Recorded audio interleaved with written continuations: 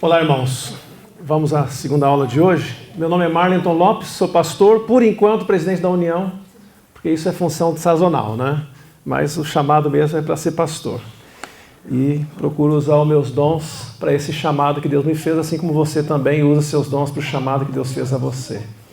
Eu quero falar nesse momento sobre as duas leis de liderança que nós podemos usar. Há duas leis de liderança. E aí nós escolhemos, mas Deus tem uma orientação para cada um de nós, de como deveríamos usar essas leis de liderança. Em Lucas 10, versos 1 e 2, está a base da nossa consideração. Lucas 10, 1 e 2, aqui fala sobre a missão dos 70. Depois disso, o Senhor designou outros 70 e os enviou de 2 em 2 para que o precedessem em cada cidade em cada cidade e lugar aonde estava para ir. E lhes fez a seguinte advertência: a seara é grande, mas os trabalhadores são poucos. Rogai, pois, ao Senhor da seara que mande trabalhadores para a seara. A versão original, no lugar de seara, tem colheita. A colheita é grande e os trabalhadores são poucos. Rogai, pois, ao Senhor da colheita que mande mais trabalhadores para a colheita. Eu gosto de pensar nesse texto aqui, há muita aplicação nesse texto, mas havia um problema e aqui Cristo coloca uma solução. Qual era o problema aqui? Qual era o problema? Poucos trabalhadores para o tamanho do trabalho. O trabalho era muito grande. A solução qual é, então? Mais trabalhadores. Que outra opção poderia existir aqui? Oi? Menos trabalho? Não, que outra opção poderia ter? Uma opção foi mais trabalhadores, porque o trabalho é muito grande. Mais trabalhadores. Que outra opção um líder poderia colocar aqui? Deixa eu ouvir um por um. O mesmo trabalhador teria que trabalhar mais. Trabalhar mais. Os mesmos trabalharem mais. Alguém tem uma outra opção? O poder do Espírito Santo. Ok, aí é o máximo, né? Mas administrativamente falando, humanamente falando. Oi? Diminuir o campo. Recrutar mais gente é o que Cristo colocou aqui. Não, dividir o grupo. Dividir o grupo. Dividir para os trabalhadores que tem. Ok. Mas ainda o campo é grande e os trabalhadores são poucos, né? Eu gostei da colocação, pedir que os trabalhadores trabalhem mais. Pessoal, vamos lá, tem que ter mais resultado. Um outro é simplesmente dizer assim, não interessa se vocês são poucos, igual fez o faraó lá no Egito, né? Nós vamos botar barro na mão de vocês, palha, vocês vão buscar e vão ter o mesmo resultado, mas vocês vão ter que fazer tudo. Eu tenho uma outra opção. Fale. Igual foi falado no primeiro estudo. Deus com Gideão, Deus com os poucos serão muitos. Ok. Mas nesse contexto aqui, a questão é humana, não é espiritual, não é o Espírito Santo, não é Deus junto. Humanamente falando, você tem duas opções. Uma é dizer assim, vocês têm que trabalhar mais. São poucos trabalhando, vão trabalhar mais, porque tem muita coisa para fazer. Uma outra opção é, traga mais gente, mais trabalhadores. Há duas leis de liderança, e você pode escolher uma delas. E eu quero falar um pouquinho sobre essas duas leis, porque no nosso dia a dia nós temos às vezes usado uma lei que não é espiritual para a igreja espiritual de Deus.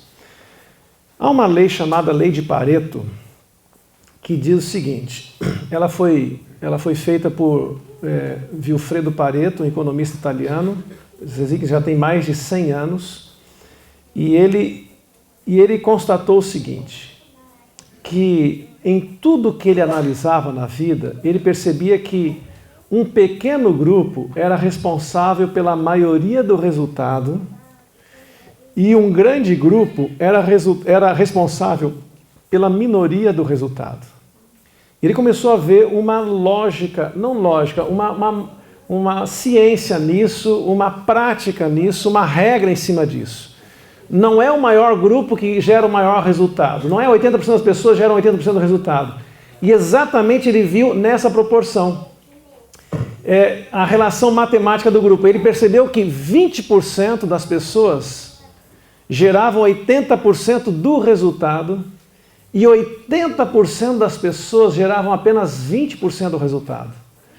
E ele começou a usar esta régua para diversas coisas e percebeu que tudo na vida tinha o mesmo paralelo. Por exemplo, aí ele criou a regra chamada regra dos 80-20, que diz que uma minoria é responsável pela maioria dos resultados. Esta é a lei de Pareto. Olha só como é que a gente pode aplicar a lei de Pareto. 80% das vendas de uma empresa resultam de somente 20% dos seus clientes. Incrível isso, não? Que 80% do sucesso em marketing resulta de somente 20% do capital investido naquela propaganda. Que 80% de determinado resultado é explicado somente por 20% das causas que provocam o resultado. Que 80% do esforço em qualquer área é feito em vão, porque o que gera mesmo resultado são os 20% que eu tenho que achar onde é que estão os 20%. Então significa, botando isso na nossa vida prática, que você usa 20% do seu guarda-roupa em 80% do tempo. É isso ou não é? Que você usa 20% da sua biblioteca em 80% dos sermões que faz. É sempre aqueles mesmos livros que a gente acaba pegando, que eles parecem que tem tudo que a gente precisa. Que você conversa com 20% dos membros em 80% do tempo. É por isso que 80% das coisas boas acontecem apenas com 20% das pessoas, 80% da riqueza do mundo está nas mãos de 20% das pessoas, e por aí vai. Você pode ir longe nessa conclusão. A conclusão, então, que se chega com esta lei de Pareto, de Vilfredo Pareto, é o seguinte: é o direcionamento que produz 80% dos resultados significativos. E o esforço, eles produzem apenas 20%. Ele diz assim, não é tanto o rumo que você vai, mas é a dedicação que você tem. Aliás, não é o esforço, mas é o rumo, a linha para onde você vai. Você pode fazer um trabalho bonito, mas se estiver indo para o lado errado, não tem mérito nenhum. Mas você pode até não fazer muita coisa, mas se estiver indo para o lado certo, isso aí tem resultado. Então, a conclusão que Pareto chegou é o seguinte: você tem que eliminar os 80%, que só geram 20% do resultado. Porque você tem 80% de empregado que geram 20% do resultado, você tem que cada ano ir demitindo alguns deles. Cada ano demite aí uns 5%, 10%. Para você ir aumentando o grupo dos 20%, que talvez nunca vá sair muito dos 20%, mas eles é que dão o resultado. Então, se você tiver que levar um empregado para almoçar com você na sua casa, vai levar um dos 80% ou um dos 20%? Por quê? Esse que dá resultado. Se você tiver que gastar tempo com alguém na sua sala, você vai gastar tempo com quem? Com os 80 ou com os 20? Com os 20. Se você tiver que dar um presente, vai dar um presente para quem? 80 ou 20? Você vai dar um privilégio para alguém, vai chamar um dos 80 ou dos 20? Dos 20, porque eles são pouquinhos e geram muito resultado. Esta é a lei de Pareto. Essa é a lei do mercado. E o mercado sabe que o segredo, segundo Pareto, é o seguinte: tente identificar os 20%, invista neles, valorize-os e tente aumentar os 20%. E os 80% vai deixando, porque eles são mal necessários, vão estar ali, mas não invista muito, não gaste tempo com eles. Esta é a lei. Se nós fôssemos olhar hoje na igreja, nós temos muita coisa para fazer, né? Eu coloquei algumas coisas aqui, por exemplo, atendimento a membros que pedem para falar com a gente, que é líder, sem horário previamente marcado, visita a membros, atendimento a problema dos membros. Estou falando para líderes de igreja, né? O membro talvez não tenha esses itens aqui. Visita a interessados, treinamento, planejamento, estudo pessoal, ajudar na construção da igreja, culto nas igrejas, comissões, reuniões, relatórios, estudos bíblicos, tudo são atividades que a gente desenvolve. Agora a pergunta é quanto tempo eu gasto em cada um deles? E depois, se nós tivéssemos tempo aqui, a gente faria esse estudo. Qual é a prioridade de cada um deles? O que a gente vai perceber é que nem sempre eu gasto mais tempo naquilo que é mais prioritário. Vamos, só um exemplozinho. Me diga aqui os 2 itens que você acha que deveriam estar entre os mais importantes desta lista aqui. 1 ou 2? Planejamento, ok. Visita aos membros. Interessados. Treinamento. Ok, vamos segurar aí. Treinamento. Foi posto, vamos pegar planejamento. Foi posto planejamento como sendo um dos itens prioritários no trabalho de um líder de igreja. Agora a pergunta é, será que planejamento é um dos itens que eu gasto mais tempo aqui nessa relação? Ao longo do ano, quantas horas eu gasto no planejamento? Agora vamos pegar a lista de baixo. Qual é um item desse que você acha que não deve ter muita prioridade? Não deve ter muita prioridade. Vamos lá. Atendimento em horário marcado lá. Aham, ok. E quanto tempo você acha que a gente gasta com esse atendimento sem horário marcado? É mais do que planejamento ou é menos do que planejamento? Ao longo do ano. Ao longo do ano. Vocês estão vendo só? Planejamento eu pus numa ponta e atendimento sem hora marcada eu pus noutra ponta. Planejamento é mais importante de todos, vamos imaginar que seja, e atendimento sem hora marcada menos importante. Mas, na prática, eu gasto mais tempo atendendo pessoas sem horário marcado do que planejamento. Planejamento talvez seja ao longo do ano, se pegar o planejamento no início do ano e dividir pelas horas do ano, talvez seja um dos que eu menos gasto tempo. Mas é ele que dá a linha, o rumo. Você sabe que o rumo, se eu mudar 1 centímetro a minha direção aqui, depois de alguns quilômetros, sai numa direção totalmente oposta, né? Aqui parece que não é nada, mas com o decorrer do tempo é muito diferente. E há igrejas que não gastam tempo nenhum em planejamento. Como que a igreja vai chegar no destino se não gasta tempo em planejamento? O ponto aqui em questão é, nós temos gasto tempo demais com aquilo que não é prioritário e temos gasto pouco tempo naquilo que é essencial. Querem ver uma outra análise?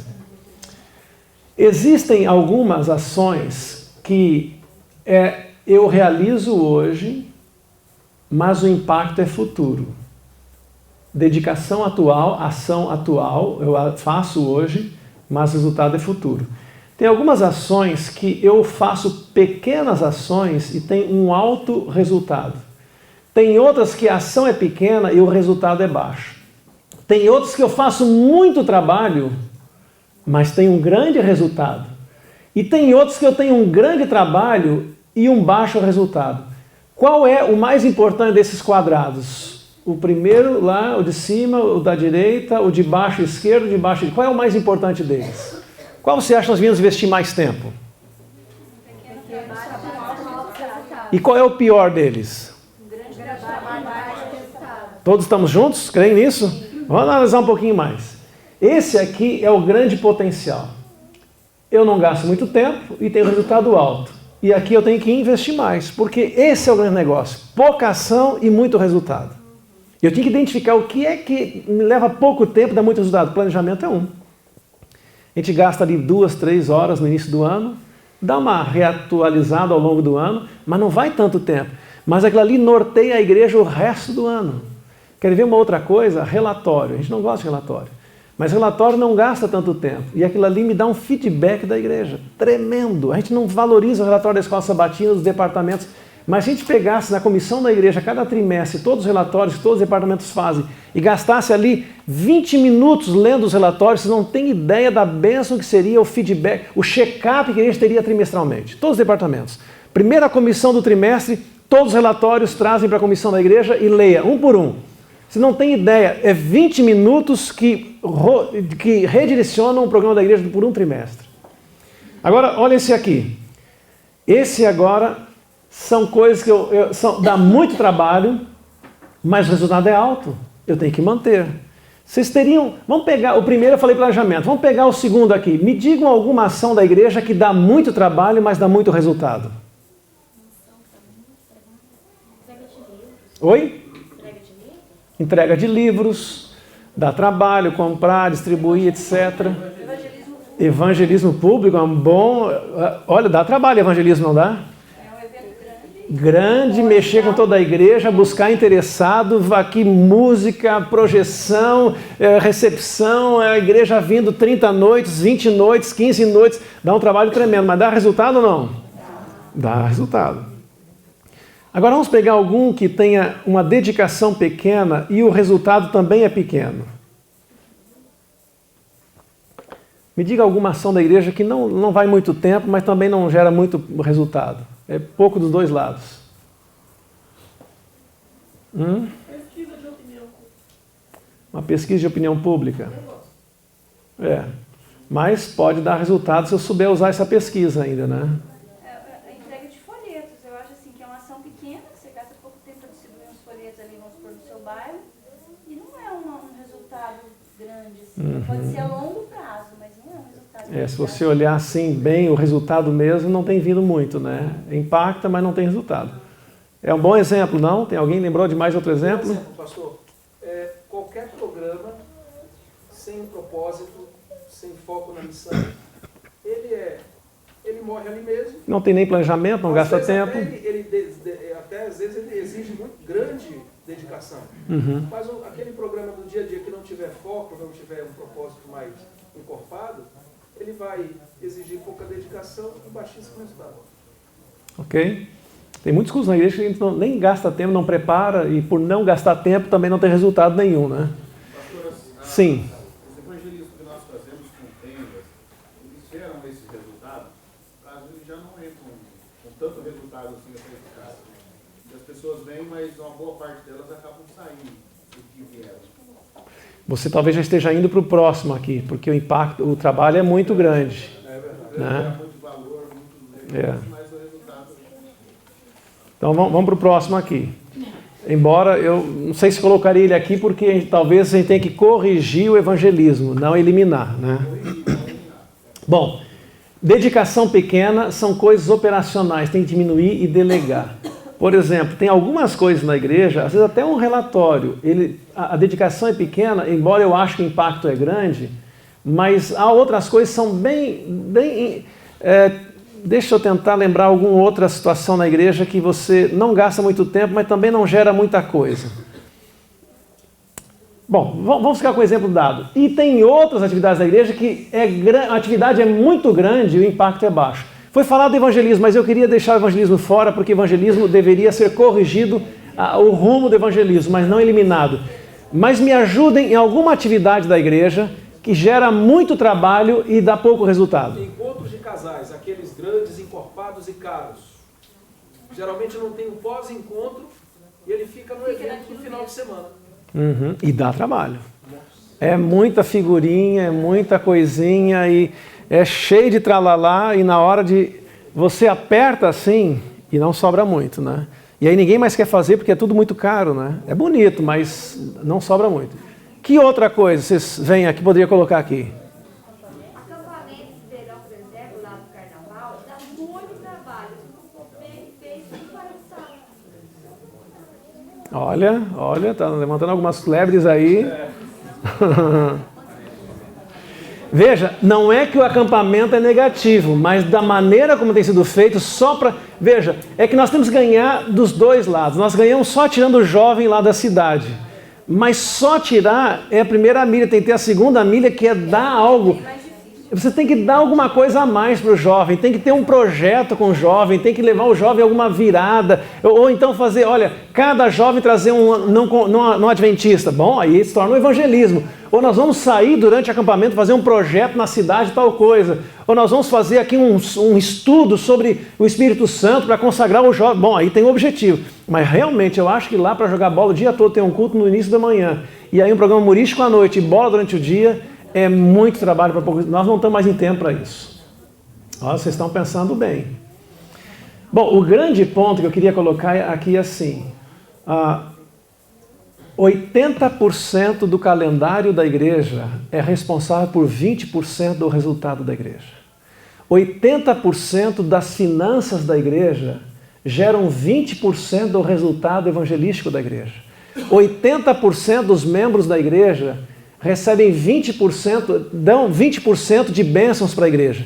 E nós temos que começar a pensar, será que nós não estamos errando no calendário? 80% do calendário mexe apenas com 20% da visão da igreja. Será que nós não temos alguns erros na nossa estrutura, que nós tínhamos que ir tirando algumas coisas do calendário, de papéis, de agenda, de programas na igreja, que no final do ano a gente olha assim, o que aconteceu? Por exemplo, ano passado, irmãos, agora é só para consumo interno, aqui não dá nem para usar como ilustração do sermão que eu vou dizer. Ano passado, na nossa divisão sul-americana, 25% das igrejas não tiveram nenhum batismo ao longo de todo o ano. Aleluia, misericórdia. A nossa querida União Sul, ano passado, 23% das congregações não tiveram nenhum batismo. A querida Norte Paranaense, eu não sei. O que eu quero dizer com isso? Olha, esse pessoal teve calendário, esse pessoal foi nos treinamentos, esse pessoal participou talvez do livro missionário, esse pessoal fez semana de oração, esse pessoal teve 200 sermões ao longo do ano, são 52 semanas, mais semana de oração, Semana Santa, 200 sermões ao longo do ano. Eles tiveram 52 escolas sabatinas, tiveram 52 momentos missionários, essa liderança foi lá no início do ano, veio um monte de carta de papel da associação, 25% da igreja na divisão tiveram um batismo. Eles tiveram comissões de igreja, eles tiveram calendário, eles tiveram projetos, eles fizeram congressos, eles tiveram um monte de... convidaram gente de fora, não tiveram um batismo. Não parece que tem alguma coisa errada? Parece, tem. Nós temos que pensar assim, onde é que está o problema? Por que a gente corre tanto e parece que olha para trás e não sobrou muito?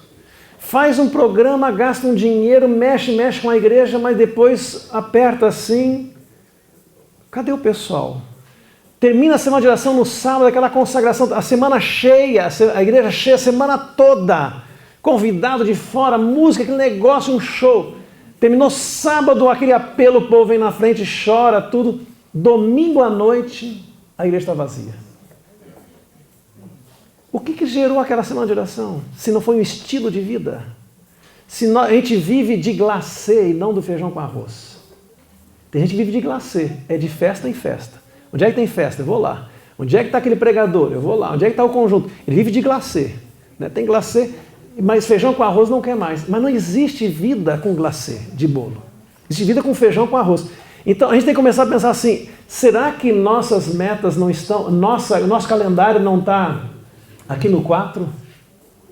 Quantas ações da minha igreja estão lá no 1 ou 2? Tem potencial, tem que investir mais, pequenos, por exemplo, uma visita, deixa eu pegar um exemplo. Essa academia de líderes aqui, eu acho que pode até dar trabalho, mas na proporção do trabalho do pastor Edinaldo, eu diria assim, é número 1. Eu acho, olhando de fora assim, que ainda não é tão grande, embora talvez ele vai dizer, pastor, você não tem ideia do que tem por trás aí. Pode até ser 2, mas o impacto é pequeno ou é grande? Você está mudando a sua maneira de ver a igreja ou não ao longo dos domingos aí que vem aqui? Está dando uma outra dimensão. Eu espero que vocês saiam daqui pensando, eu tenho que fazer diferente, olha que boa ideia, eu vou mudar, porque esse é o objetivo da academia. Então, ações como esta aqui, seja 1 ou 2, a grande pergunta nem é lá em cima, mas é lá da esquerda, o impacto é alto, nós temos que botar aqui, mesmo que seja trabalhoso. Porque há igrejas que só querem coisas de dedicação pequena. Não querem nem saber o impacto. A questão é dedicação. Isso dá trabalho ou não dá? Dá, então deixa fora. Não, mas dá um grande resultado. Não, mas dá trabalho, então eu só quero os de pequeno aqui. Então a igreja medíocre está só na esquerda. Tem coisa que o impacto é alto, tem coisa que o impacto é baixo, mas nosso negócio é coisa pequena. E tem igreja que tem a síndrome da grandeza, só fica do lado direito aqui. Não, tem que ser coisa poderosa. Mas não dá resultado, mas não importa, isso vai dar movimento. Eles querem... Oi? Só o glacê, só bolo, porque o negócio é aparecer na mídia, tem que aparecer nas notícias aí do campo, tem que ir para RA, se não aparecer na RA não conta, tem que ir para o site. Mania de grandeza. Meu Deus, mas a coisa não é direita ou esquerda, a coisa é em cima ou embaixo. Em cima ou embaixo. Igrejas que estão olhando direita e esquerda estão perdidas no foco. Igrejas que olham em cima ou embaixo, chega na comissão, a pergunta não é dá trabalho ou não dá trabalho, a pergunta é o impacto é alto ou o impacto é baixo? Essa é a pergunta certa. A igreja saudável pergunta, o impacto é pequeno ou o impacto é grande? Não, o impacto é grande, mas dá trabalho. Não importa. O importante é que o resultado é grande. Se a gente parasse nos planejamentos nossos para avaliar isso aqui, por exemplo, nós estamos num programa missionário e mobilização da igreja. A pergunta é, deu resultado? Mexeu com a igreja? Não, nós estamos com uns 20% que deu 80% do resultado. E alguns só olham o resultado. Não, olha, deu 80% do resultado, fica tranquilo que deu 80% do resultado. Tá, mas quem é que deu 80% do resultado? Não, os 20%. Não, mas então ainda o impacto é pequeno, porque só 20% trabalhou. Não, mas o resultado foi 80%. Sim, foi 80% de resultado, mas a pergunta é, quantos se envolveram? Não, foi só os 20%. Então o impacto está pequeno ainda, porque nós queremos muita gente trabalhando e muito resultado. Olha só, para alavancarmos nosso tempo, devemos dar menos atenção às atividades que são urgentes, mas não importantes. Devotar mais tempo àquelas que são importantes, mas não necessariamente urgentes. Por exemplo, crises, problemas, até alguns projetos com prazo, eles são urgentes, né? Aquela data tem que fazer isso, e aquele calendário está dizendo, então a gente corre atrás, a gente está preocupado com o calendário, mas não com a efetividade da ação.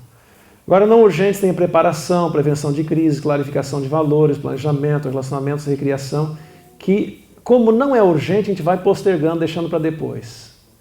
E a gente vai perdendo o foco, entendendo que mais importante do que a ação é o calendário, né? Então, o calendário está dizendo que a gente tem que fazer de qualquer jeito, mas tem que atender o calendário. Não, não é isso. A pergunta é qual é a efetividade do que está no calendário, né? Por que líderes não delegam mais? Porque a gente às vezes deveria delegar, aqui aparece, deixa eu voltar um pouquinho nesse quadro aqui, aparece que aquelas coisas que eu dedico pequena atenção, mesmo que a atenção seja pequena, mas o impacto é pequeno, eu, líder, devia delegar. Acha alguém e passa para ele, porque o nosso negócio de líder é pegar as coisas de cima, impacto alto. Nosso negócio é impacto alto. Mas tem coisas, um relatóriozinho que às vezes não é tão importante, que eu acho não é importante, eu tenho que delegar, mas tem que ser feito. Então eu delego, porque o meu negócio é a parte de cima. Eu que sou líder, eu não tenho que olhar a parte da esquerda, tenho que olhar a parte de cima. Esse é o meu negócio, a parte de cima, impacto alto. Mas tem algumas coisas que eu sou obrigado a fazer que não dá impacto, e é da parte de baixo. Então eu tenho que delegar. E quando o impacto é grande e o resultado é baixo, eu tenho que ter coragem de tirar do calendário. Olha, a igreja já tirou algumas coisas do calendário, você sabe disso, né? Nós tinha mais semanas especiais do que semanas no calendário, tempo atrás. E a igreja começou a entender que algumas dessas semanas não levavam a nada. E era a igreja vazia, e não tinha mais. E a igreja, assim, é muito trabalho e não tem impacto. A igreja oficial, lá na divisão mesmo, assim, nós mesmos vamos cortar isso aqui. E olha que dói cortar um pedaço do corpo, né? Dói porque isso aqui era tradição. Tinha gente, não, mas não pode fazer isso aqui. Foi o pastor fulano que 50 anos atrás que disse, ok, mas não está dando resultado, é muito trabalho. Então, se cortou. Agora a pergunta é, quando eu não consigo eliminar, então eu tenho que delegar. Agora, por que a gente não delega? Por causa da tendência de se refugiar na execução de tarefas técnicas. Por isso eu não delego. Eu gosto da coisa técnica. E aí eu mostro que eu fiz alguma coisa. Se tomarmos as 3 habilidades clássicas de um executivo, que é técnicas, humanas e estratégicas, nós vamos constatar que quanto mais elevado o nível de uma função, menor será a utilização das habilidades técnicas e maior a das estratégias. Eu costumo dizer que a sessão geral, por exemplo, deve ter lá umas 100 pessoas trabalhando lá. Mas para 150 mil igrejas. Vocês acham que eles usam mais a mão ou mais a cabeça? Mais a cabeça, não tem como usar a mão. Como é que vai visitar 150 mil igrejas? Mas lá na igreja tem 20 líderes para uma igreja. Eles vão usar mais a mão ou mais a cabeça? Mais a mão. Agora, dentro da mesma igreja, se tem o líder e o que não é líder. O líder, ele não vai ficar indo lá na frente e deixando a igreja, ele vai usar mais a mente, a estratégia. Como é que eu vou mobilizar a igreja para a igreja ir? Eu vou com ela, mas meu negócio não é ir sozinho. Tem líderes de ministério pessoal nas igrejas que são o homem mais missionário da igreja, mas não é o homem que tem estratégia de mobilização da igreja. Ele é bonito como exemplo, mas ele não é aquele que consegue influenciar a igreja, então já não é a pessoa certa. Se ele está na função, ele tem que ser um mobilizador. E aqui diz que alguns gostam mais de fazer do que fazer a igreja fazer. Com os pastores nós vemos isso, nós temos que fazer, mas nossa principal tarefa é fazer a igreja fazer e junto com a igreja fazer nós irmos fazer. Posso? Sim. Pastor, e existe uma cultura principalmente nas pequenas igrejas, que é a questão da delegação. As pessoas que estão há mais tempo na igreja, quando se deparam com novos líderes, e esses novos líderes têm essa visão de delegar funções, elas se chocam. Porque elas não aceitam, enxergam isso, às vezes, como alguém que chega impondo autoridade, que quer se aparecer, que quer, sabe, mandar na situação. Eles acham que o que delega quer mandar? E aí, com o tempo, o que vai acontecendo? Esses novos líderes, eles vão se retraindo, porque acaba sendo visto de uma forma negativa a atuação dele no ministério, né? E aí volta aquela tradição de antes. Um só fazendo tudo que tem que ser feito, aí o resultado é pequeno. Mas os líderes antigos têm preconceito com os novos, por isso que eles deixam. Exatamente o que eu estou querendo expor, que os novos líderes O que chegam antigo com não essa quer delegar visão, para o novo, é isso? Ele não treina, o Não, antigo ele ao não treina contrário. alguém para colocar no seu lugar e só quer ficar ele. Quando vem uma pessoa nova e toma posição, ele não quer nem ajudar, ele atrapalha. Ele atrapalha. Ele atrapalha quem quer delegar e fazer a igreja se envolver como um todo. Nós temos olha, um dia eu estava num evangelismo. Então é uma questão de cultura que tem que ser trabalhada na cabeça dos membros mais antigos da igreja. Estava no evangelismo e a igreja não apoiava o evangelismo, o evangelista do campo lá, e a igreja não respondia, estava travada a igreja, a gente não sabia o que acontecia. Até que um membro foi lá e furou o balão e disse para o evangelista assim, sabe por que a igreja não está apoiando você? Porque tem medo que daqui, desse evangelismo, surjam novos líderes para tomar o lugar nosso na liderança da igreja. Pessoas que não passam a batuta, né? Não passam. É a corrida de 4 por 100. O grande negócio da igreja é saber passar o bastão para a próxima geração. Tem que passar o bastão. E fabricar gente, fabricar novos líderes. Por isso que tem essa academia aqui, fabricar novos líderes. A primeira situação que eu enxergo, eu sou adventista há 7 anos. A primeira situação que eu enxergo é essa questão realmente de achar que vai perder o domínio da situação, os antigos. E a outra situação vai me dar mais trabalho do que eu já tenho. E eu não posso mais me envolver mais do que eu já estou envolvido. Ensinando. Prefiro fazer do que ensinar. Fazer do que ter que ensinar novas pessoas ou ter que me responsabilizar por algo a mais. Um esforço a mais. E não posso correr o risco de não dar certo. E eu sei fazer. E o outro... Mas todos nós que temos filhos... ou tivemos já tão grande, e teve um momento da vida que a gente ensinou-os a lavar prato, eles quebravam prato, deixavam sujo, mas era o processo. E poucos são os líderes da igreja que tem... Sabe aquele líder que diz assim, eu sou líder há 50 anos, a gente olha para ele e quer aplaudir, né?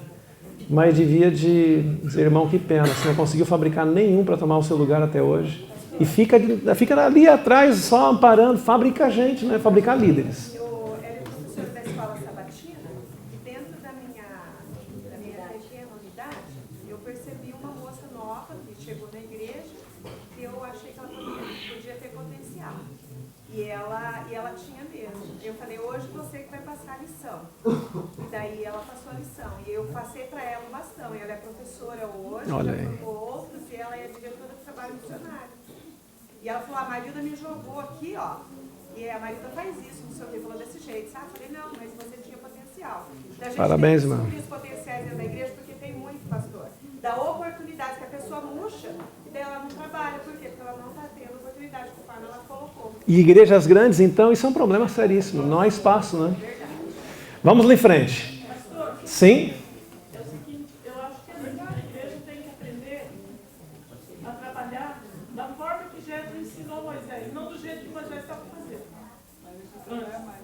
Delegar. Eu já estava quase morrendo, Delegar. não conseguia, já estava... E sabe que essa morte aí a gente não pode aplaudir, não. Morreu porque quis, né? Porque tá cheio de gente parada. Isso é igual ao estádio, né?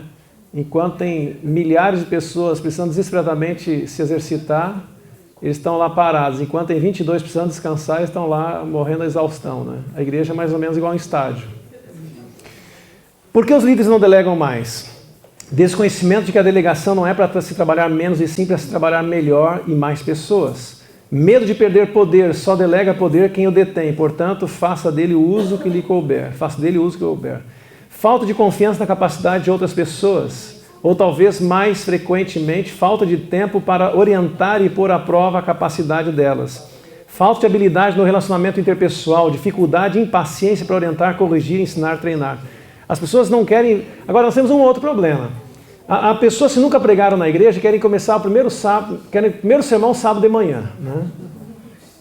Tem humildade de aguardar. Eu lembro que o meu primeiro sermão foi numa quarta-feira à noite chuvosa, numa cidade do interior com 20 membros e que só tinha 10 ali. Ali foi o primeiro sermão meu. Foi um caos, né? Imagina se fosse igreja grande. Mas hoje as pessoas querem a igreja grande, né? Então aí fica difícil. Dificuldade dos que recebem a delegação. Falta de iniciativa para disponibilização, por interação difícil, medo, comodismo, por isso mais pessoas não entram em cena. Não dizer o que se sente apto para fazer, não há teste de dons. Medo de errar, por receio de sobrecarga, por falta de iniciativa.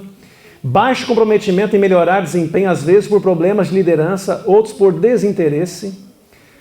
Tomar iniciativa e oferecer-se para assumir as atribuições ou tarefas, não tem iniciativa, para se apresentar, para se oferecer. Compreender a relação hierárquica como sendo de domínio absoluto, significa ficar sempre esperando orientação e direção superiores numa relação de dependência. A hierarquia é uma forma de organização e não de relacionamento entre as pessoas. Então a pessoa diz, não, eu não quero ser subordinado, tal, então elas simplesmente não aceitam. Ellen White escreveu o seguinte: Deus, não permita que nesta hora importante fiquemos tão absortos em outras questões que não dediquemos tempo à séria, sincera e criteriosa introspecção. Sejam as coisas menos importantes relegadas a segundo plano e demos agora prioridade àquilo que diz respeito aos nossos interesses eternos. Irmãos, por que eu pus aqui a questão da delegação? É porque há muitas coisas que nós estamos fazendo como líderes que podíamos passar para outros, para a gente não ficar ocupado demais em coisas que não são as mais importantes da igreja. Nós estamos gastando 80% do tempo de líderes, às vezes, em ações que geram 20% em resultado. E essas ações deviam ser delegadas a pessoas que não têm o dom da liderança, como Deus confiou aos irmãos, por isso estão na academia de líderes. O que é que eu estou fazendo que está gastando muito ou pouco tempo, mas não importa quanto tempo eu estou gastando, mas que isso é mais coisa de pequeno impacto. Eu tenho que ter coragem de delegar isso. Lógico que outras coisas também, as de grande impacto, para eu fabricar gente. Mas há pessoas que não têm o dom da liderança, não vão ter, mas elas têm dom de fazer outras coisas. E eu tenho que começar a delegar para elas, porque se eu começar... Eu conheci um pastor, vou falar agora da nossa classe, que ele centralizava tudo.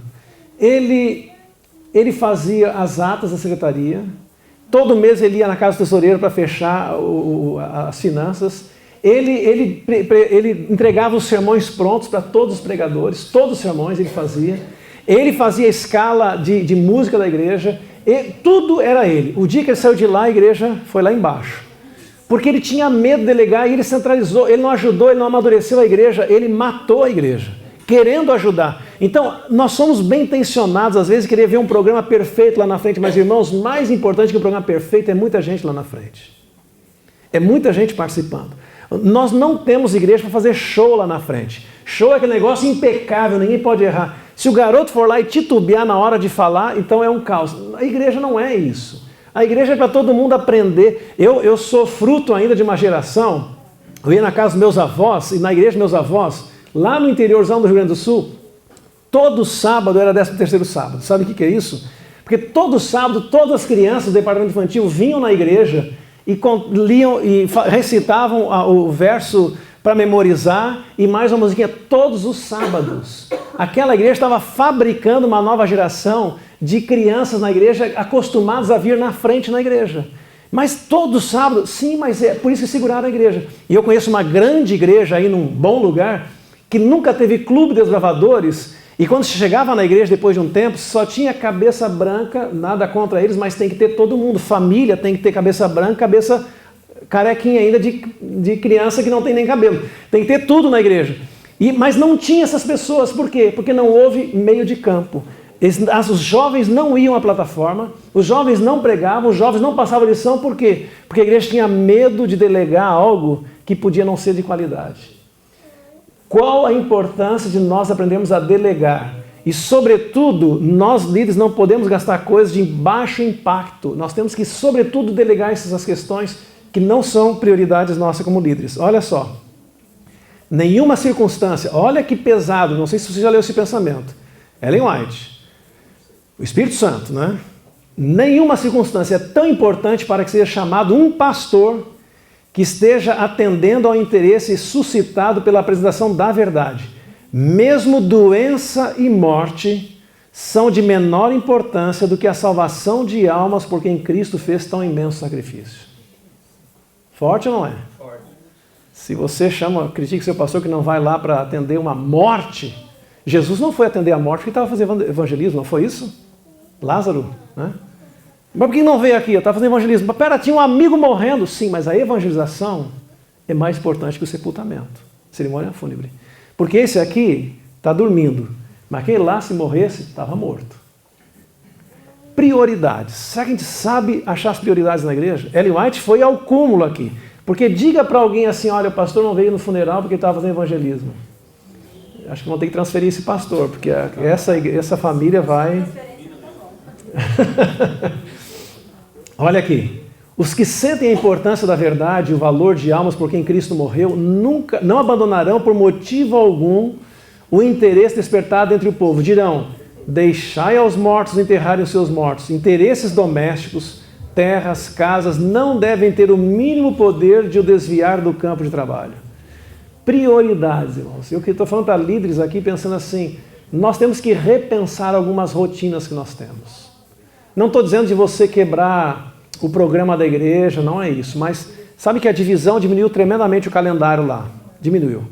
A União procurou não pôr quase nada mais no calendário, o campo faz a mesma coisa, mas chega lá na igreja, está carregado de eventos, o calendário está cheio demais. A pergunta é, será que não está demais, não tem que parar e repensar um pouquinho o calendário da igreja? Não tem que repensar um pouquinho as atividades da igreja e deixar o povo... Tem lugares que o povo não consegue nem trabalhar porque todo sábado à tarde tem alguma coisa na igreja. E infelizmente mesmo só mais trabalho sábado à tarde. Vamos pensar um pouquinho. 80% do tempo dos membros são responsáveis por 20% dos resultados, de acordo com Pareto. 80% dos planos dos pastores e igrejas são responsáveis por apenas 20% dos resultados. E a gente gasta tempo nesses planos aí, hein? 80% das igrejas são responsáveis por 20% dos batismos, segundo Pareto. 20% dos membros são responsáveis por 80% dos batismos. 20% dos projetos são responsáveis por 80% do resultado. 20% do tempo gasto é responsável por 80% do resultado. 20% das igrejas são responsáveis por 80% dos dízimos. 20% dos anúncios são responsáveis por 80% das ações. 20% dos eventos da igreja são responsáveis por 80% do resultado. 20% dos departamentos da igreja são responsáveis por 80% dos batismos. 20% do calendário da igreja é responsável por 80% do resultado. E por aí vai. 20% dos papéis são responsáveis por 80% das ações.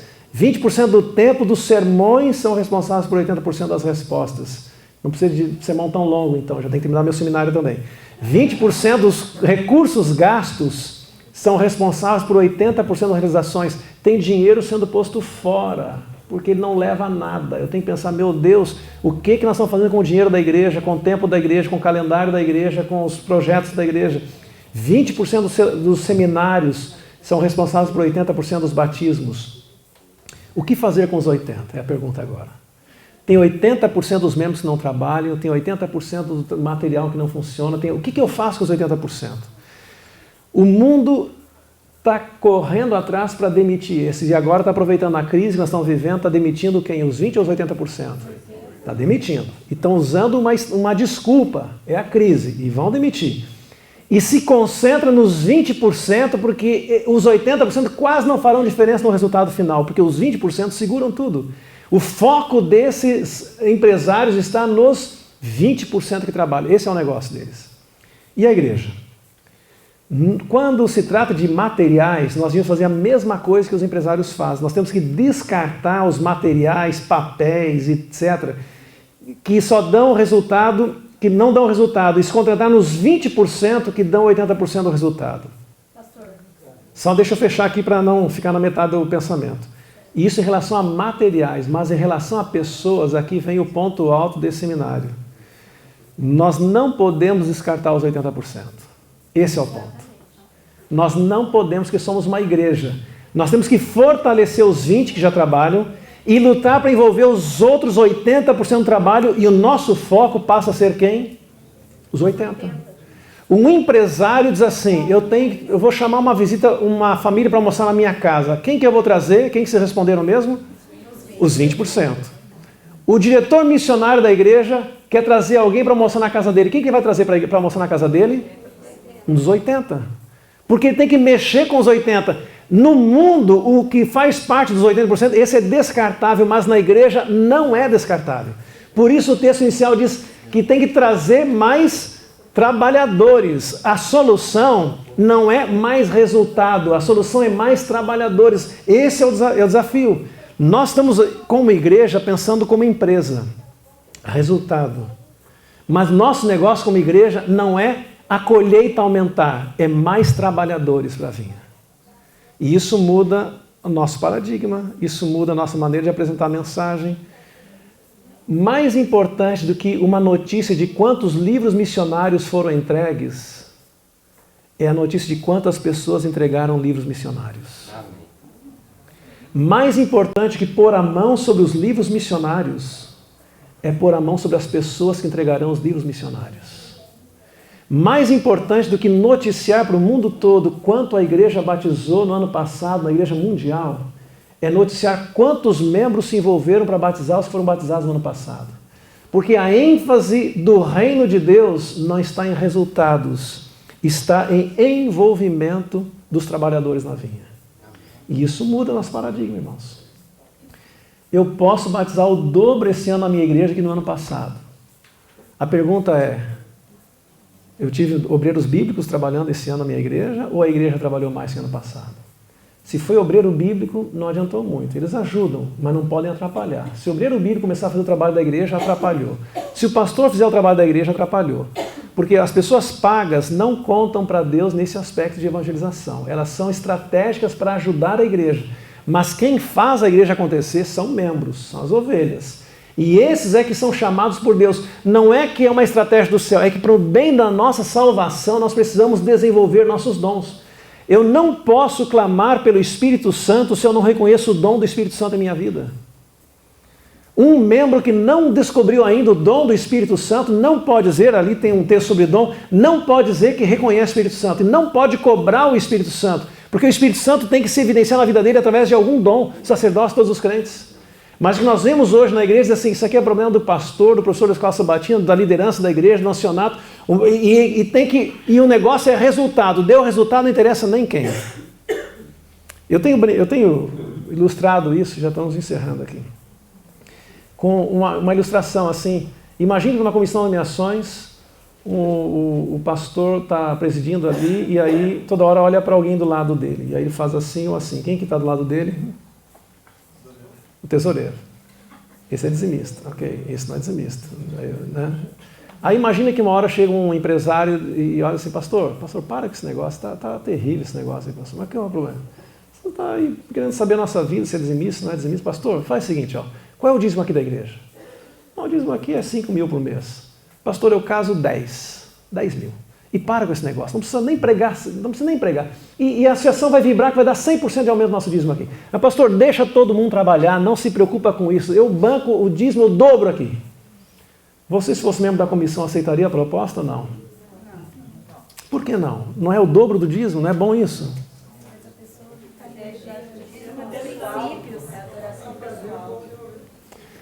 Pois é, mas nós fazemos isso com os dons. Nós fazemos isso com os dons. Porque a gente nem pergunta quem é que trouxe gente para o batismo, a gente só pergunta quantos vieram. Quantos vieram? Não, mas foi o pastor que trouxe sozinho, mas não importa, já veio. É como se um membro bancasse o dízimo da igreja. Aí diz assim, a oferta da viúva pobre é mais do que todos os outros, disse Jesus, porque ela deu tudo o que tinha. Mas nos dons nós não olhamos assim. Nos dons a gente só olha resultado, só olha se é como, existe a maneira administrativa e a maneira espiritual de ver as coisas. A maneira administrativa é, qual o dízimo dessa igreja? A maneira espiritual é, quantos membros são fiéis? A maneira administrativa é, quanto batismo deu essa igreja? A maneira espiritual é, quantos membros se envolveram para batizar as pessoas? Nós temos olhado só o lado administrativo, nós temos que olhar o lado espiritual. Bom, vou fechando.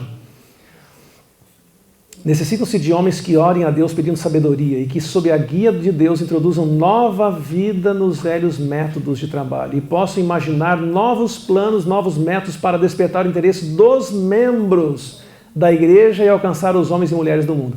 Vejam, os novos métodos não é para salvar pessoas, É novos métodos para mobilizar a igreja para salvar pessoas. Estão vendo a sequência? Métodos, não é métodos de salvação, é métodos de mobilização interna para daí chegar lá fora. Se fosse só método chegar lá fora, basta Novo Tempo.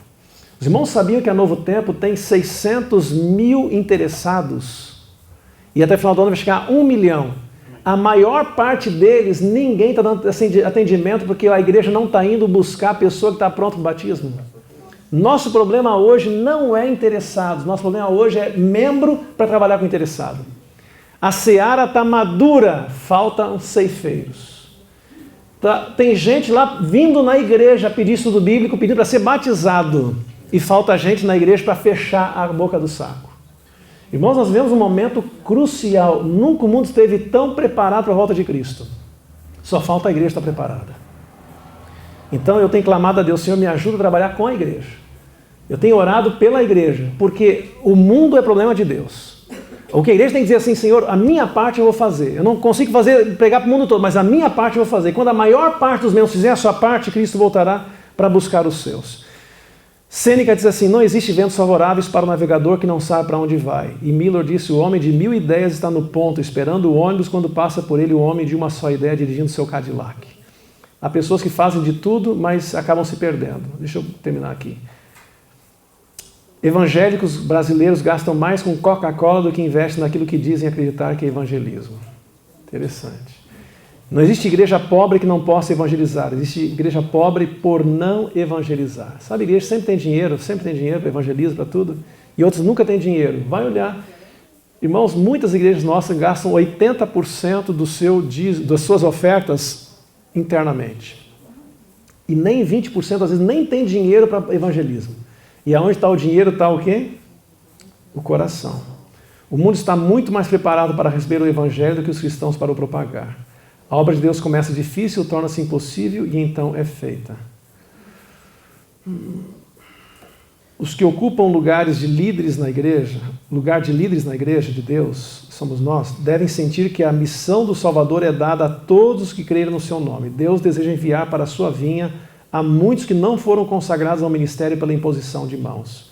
E eu fecho aqui, a obra acima de todas as obras, a ocupação que sobrevela a todas e deve atrair a todas as energias da alma e pô-las em atividade é a obra de salvar pessoas por quem Cristo morreu. Tornar isso a mais importante, a principal obra de vossa experiência. Fazei dela a obra por excelência em vossa vida. 2 leis.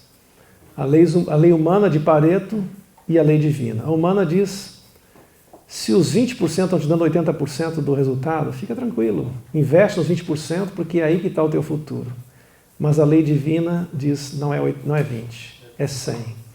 A lei Pareto diz, a minoria é responsável pela maioria dos resultados. E a divina diz, Ellen White, a cada um foi distribuída a sua obra e ninguém pode substituir a outro. Ninguém. 2 leis. Qual que você vai usar no seu dia a dia como líder? Que Deus nos ajude, irmãos, para que a gente entenda que há uma lei divina, que não exclui ninguém da igreja. Você pode estar tendo muito resultado, mas a pergunta é, estão todos envolvidos? Estão todos envolvidos? Mas eu não consigo. Delegue. Delegue o que não é mais importante. E concentre-se. O nosso papel de líder,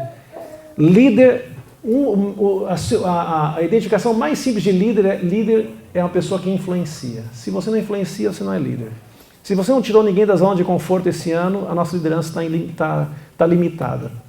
Clamemos, Senhor, me dá o poder de influenciar pessoas, sobretudo dentro da igreja, de tirar pessoas do anonimato, da zona de conforto, para serem ativos, dinâmicos e comprometidos. Nossa igreja tem muitos membros, mas poucos discípulos. Rogai ao Senhor da seara que mande mais trabalhadores. E se tivermos mais trabalhadores, teremos mais resultados, sim ou não? Sem dúvida. Não justifica pessoas morrerem de tanto trabalhar nessa igreja, não justifica isso. Deus não está pedindo que a gente perca a família de tanto trabalhar. Deus não está pedindo isso. Deus não está pedindo que eu perca a saúde de tanto trabalhar. Deus não está pedindo isso. Deus não colocou um alvo que eu tenho que chegar. Deus diz assim, faz o teu melhor. Se o teu melhor for aqui, tudo bem, faça o teu melhor. Faça o teu melhor em multiplicar-se através de outros. E o resultado é o Espírito Santo que vai fazer. Deus abençoe, irmãos. E que a nossa liderança seja marcada por uma igreja 100% viva e disponível ao ministério de Deus. Amém? Amém.